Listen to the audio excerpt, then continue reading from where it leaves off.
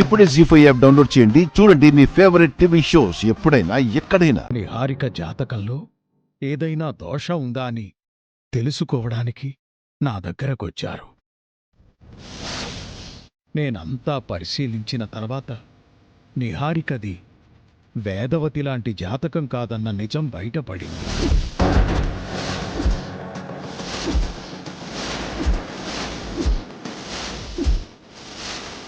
ఆ విషయం శిష్యుడి ద్వారా తెలియజేసి ప్రయత్నం చేశాను, కుదరలేదు. పెళ్లి సమయంలో వేదవతితో మాట్లాడదామని ఫోన్ చేశాను. ఆ ప్రయత్నమూ ఫలించలేదు.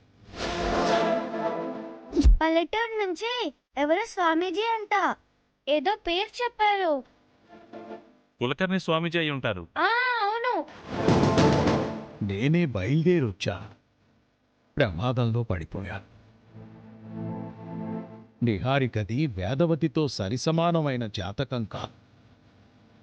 ఈ విషయం మీకు తెలియజేయడానికి నేనింకా బతికున్నానేమో. వేదవతిలా మీ వంశాచారాలను ముందుకు కొనసాగించే అర్హత ఆ నిహారికకు లేదు. పైగా మీ కుటుంబానికి సరిపడని జాతకం కలిగిన అమ్మాయి వలన మీ ఇంటికి నష్టం జరిగే ప్రమాదం. తనలాంటి జాతకం కలిగిన కోడలు ఇంటి కోడలైనందుకు వేదవతి ఆనందం ఆకాశాన్నంటి ఉంటుంది కదా. ఎంతో మురిసిపోతుంది. మా బంధువులందరి దగ్గర నీలాంటి కోడలు రావడం మా అదృష్టమమ్మా అని రోజు చెప్పుకుంటుంది.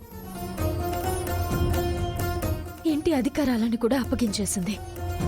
ఈరోజు ఆ జంటకు శాంతి ముహూర్తం కూడా జరగబోతుంది. మీ దగ్గర నుంచి ఇలాంటి విషయం ఏదో బయటపడుతుందని అనుకున్నాం. మేం ఊహించినట్టే జరిగింది.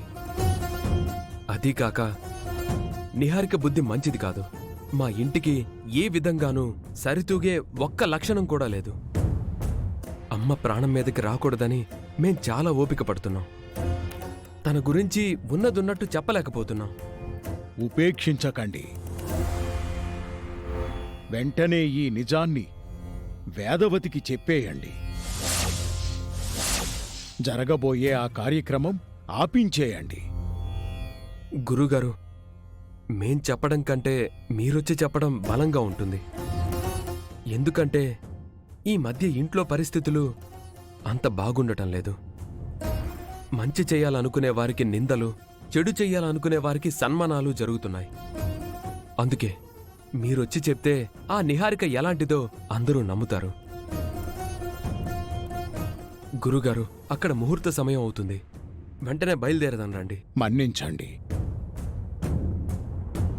నేను వెంటనే ఆశ్రమానికి బయలుదేరాలి. శివయ్యను దర్శించుకోవాలి.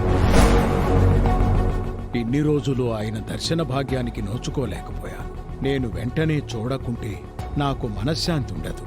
అందుకే నేను రాలేను. నా మాటగా మీరే చెప్పండి. మీ మాటను తప్పకుండా నమ్ముతాను.